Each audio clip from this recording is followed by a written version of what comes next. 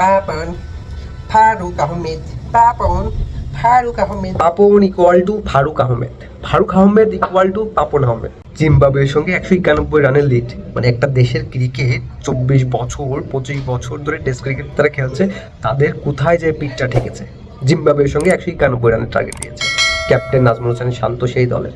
There is no difference between Papon Ahmed and Faruque Ahmed, they are same, they are completely same bench. তাদের ভিতরে কোনো পার্থক্য নেই, তাদের ক্রিকেটের যে ব্রেন সেটা সেম। ফারুক আহমেদ তিনি একজন মাঠের লোক, কিন্তু তার ক্রিকেটের ব্রেন সেম। পাপন তিনি একটা পলিটিক্সের লোক, তার ক্রিকেটের তো ব্রেনই নেই, সেও একই ক্যাটাগরিতে আছে। জিম্বাবুয়ে তাদের এই ফার্স্ট টেস্টটা তারা জিতে যাবে। যদি তারা ফার্স্ট টেস্টটা না জিতে, তাহলে এটা হবে একটা ক্রিকেটের বড় ধরনের একটা অ্যাক্সিডেন্ট। এরকম একটা ফালতু টিমের সঙ্গে যদি জিম্বাবুয়ে হেরে যায়, এটা তাদের জন্য লজ্জা। এরকম একটা ফালতু থার্ড ক্লাস টিমের সঙ্গে, যে টিমের ক্যাপ্টেন একজন শান্ত, সেই টিমের প্লেয়ার সঙ্গে যদি আপনি জিততে না পারেন, এটা আপনার জন্য লজ্জা। এনামূলক বিজয়, তিনি শান্তর থেকে ফার বেটার, তিনি শান্তর থেকে 10x 20x 100x বেটার, কিন্তু তাকে ইন্টারন্যাশনাল টিমে নিয়ে আসলেও সুযোগ দেওয়া হয় না। সুযোগের অভাবে তিনি হারিয়ে গিয়েছেন। তিনি 50টি সেঞ্চুরি করেছেন ডোমেস্টিক লিগে, ইতিমধ্যে স্বীকৃত ক্রিকেটে তিনি 50টি সেঞ্চুরি করেছেন, অথচ সেই প্লেয়ারটা আপনার ইন্টারন্যাশনাল ক্রিকেটে চান্স পায় না। একজন থার্ড ক্লাস শান্তকে সেখানে খেলানো হয়, মানে যার কোনো ক্লাসই নেই। টেম্পোরারি তিনি মাঝে মাঝে ফিরে আসেন, আর পার্মানেন্টলি তিনি একদম হারিয়ে গিয়েছে, ফ্লপ একটা প্লেয়ার। তো সেই প্লেয়ারটাকে আপনি খেলান, অথচ একটা এনামুল হক বিজয়, তাকে আপনি মাঠে নামান না। আপনার কোচ টিমের ম্যানেজার এরা কী করে, মানে তাদের কাজটা কি? টিম সিলেকশন কারা করে, এদের কাজ কি? মানে এরা কেন বসে আছে মাসে মাসে যে লক্ষ লক্ষ টাকা নিচ্ছে, এই টাকা দিয়ে ওরা কী করে, কোথায় যায় এরা? তাদেরকে টাকাগুলো কেন দেওয়া হয়? রেজাল্ট কি? আলটিমেটলি আমার রেজাল্টটা কি? আমার ইন্টারন্যাশনাল ট্রফি কোথায়? মুশফিকুর রহিম, আপনি প্রায় হাবিবুল বাশার ওদের আমল থেকে আপনি ক্রিকেট খেলছেন, আলটিমেটলি আপনি বাংলাদেশকে কী দিতে পেরেছেন? আমার ট্রফি কি দিতে পেরেছেন একটা? তাহলে আপনি কী দিয়েছেন? আপনি 200 রান করেছেন টেস্টে, আপনার কী ধারা? একটা জিম্বাবুয়ে একটা টিমের সঙ্গে আপনি কী খেললেন? এটা মাত্র 4 রান করে আপনি হারিয়ে গিয়েছেন। হ্যাঁ, জিম্বাবুয়ের সাথে যে একটা প্লেয়ার সব থেকে ভালো খেলেন লিটন কুমার দাস, তাকেও তো আপনি দলে রাখেন নাই। তাকেও তো এই টিমটা দলে রাখে নাই, তাহলে এই টিমটা আসলে কাকে দলে রেখেছে? যে টেস্ট যে প্লেয়ারটা খেলতেই পারে, আপনি তো তাকেও দলে রাখেন নাই। ক্রিকেটটা তো শুধু সংবাদ সম্মেলনে এসে বড় বড় গল্প দেওয়া, এটা তো না। ক্রিকেটটা তো মাঠের খেলাটা, তো মাঠে আপনাকে খেলতে হবে। নাজমুল হোসেন শান্ত মানে ক্যাপ্টেন কেন তিনি? এটা একটা প্রশ্ন। তার কোন কোয়ালিফিকেশন আছে, তার কোন যোগ্যতা আছে যে তিনি মাঠে খেলেন? মাহমুদুল হাসান জয় একজন ওপেনার, তিনি কিন্তু আন্ডার 19 ওয়ার্ল্ড কাপ চ্যাম্পিয়ন হয়েছিলেন। তার সময় সময় ইন্ডিয়া যারা খেলেছে তাদেরকে দেখেন তারা কোথায়, আর সে কোথায়? ইন্ডিয়ার হয়ে যারা আন্ডার 19 তখনকার চ্যাম্পিয়নের যারা রানার্স আপ হয়েছিল, তারা এখন আকাশে উঠতেছে তাদের পারফরমেন্সের ভিত্তিতে, আর এরা মাটিতে এখনো লুটে পুটে আছে।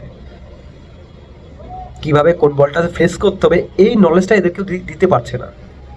মানে কোন টাইপের ক্রিকেট আমরা খেলতেছি। মেহেদী হাসান মিরাজ, নাজমুল হোসেন শান্ত, লিটন কুমার দাস, সৌম্য সরকার, এই যারা বলেন না কেন, সাদমান হুসাইন, এরা কিন্তু এখন সিনিয়র ক্রিকেটার। মুশফিকুর রহিম দাদা, গ্র্যান্ডফাদার, কিন্তু এরা হচ্ছেন এখন ক্রিকেটার, সিনিয়র ক্রিকেটার বাংলাদেশের। তারা এখন কি করছেন? সেই তারা এই বাংলাদেশকে কিভাবে লিড নেবে, এই বাংলাদেশ ক্রিকেটটাকে তারা কিভাবে সামনের দিকে নিয়ে যাবে, তাদের কোন পারফরমেন্সের ভিত্তিতে তরুণরা তাদেরকে আইডল মনে করবে, তাদের কোন পারফরমেন্সের ভিত্তিতে মানুষ ক্রিকেট খেলা দেখবে, তাদের কোন পারফরমেন্সের ভিত্তিতে ক্রিকেটের ব্র্যান্ড ভ্যালুটা বাড়বে। সাকিব চলে যাওয়াতে ক্রিকেট ব্র্যান্ড ভ্যালু তো একদম জিরো। তামিম সাকিব চলে যাওয়াতে বাংলাদেশের ব্র্যান্ড ভ্যালু একদম জিরো এসে ঠেকেছে। তাকে বিটিভিতে খেলা দেখাতে হচ্ছে। আপনি কেন ইমাজিন দ্যাট, বিটিভিতে আপনাকে খেলা দেখাতে হচ্ছে। টি স্পোর্টস আপনাকে খেলা দেখাচ্ছে না। টি স্পোর্টস আইপিএল, পিএসএল, অন্যান্য লিগের খেলা দেখা, কিন্তু বাংলাদেশের খেলা দেখেন। আমার বাংলাদেশকে তারা কতটা অসম্মান করেন। এবং দেখেন এই টি স্পোর্টস বা এই বাংলাদেশ যদি এখন অস্ট্রেলিয়ার সাথে খেলা হয়, ইংল্যান্ডের সাথে খেলা হয়, ইন্ডিয়ার সাথে খেলা হয়, তারা কিন্তু ওটা দেখাবে। তার মানে তারা বাংলাদেশকে ফোকাস করতেছেন, তারা অস্ট্রেলিয়া, ইংল্যান্ড, ইন্ডিয়া তাদের খেলা দেখাবে, অথচ বাংলাদেশের খেলা তারা দেখাবে না।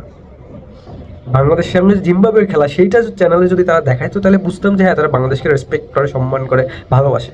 কিন্তু বাংলাদেশের খেলা তারা দেখাবে না। তাদের ভিউয়ের জন্য, প্রফিটের জন্য তারা কি করবে, বাংলাদেশের সামনে যদি অস্ট্রেলিয়ার খেলা, ইন্ডিয়া, নিউজিল্যান্ড, ইংল্যান্ড এদের খেলা হয়, খেলাটা দেখাবে। তার মানে এখানে তারা কি কাদেরকে উপরে উঠাচ্ছে, কাদেরকে ভ্যালু দিচ্ছে? ওই ইন্ডিয়া, অস্ট্রেলিয়া, ইংল্যান্ডের ইন্ডিয়াকে ভ্যালু দিচ্ছে, কিন্তু তারা কোনোভাবে বাংলাদেশকে কিন্তু ভ্যালু দিচ্ছে না। যদি জিম্বাবুয়ে আফগানিস্তানে খেলা হয় সেটা যদি দেখায়, তাহলে বুঝতে হবে তারা বাংলাদেশকে ভ্যালু দিচ্ছে।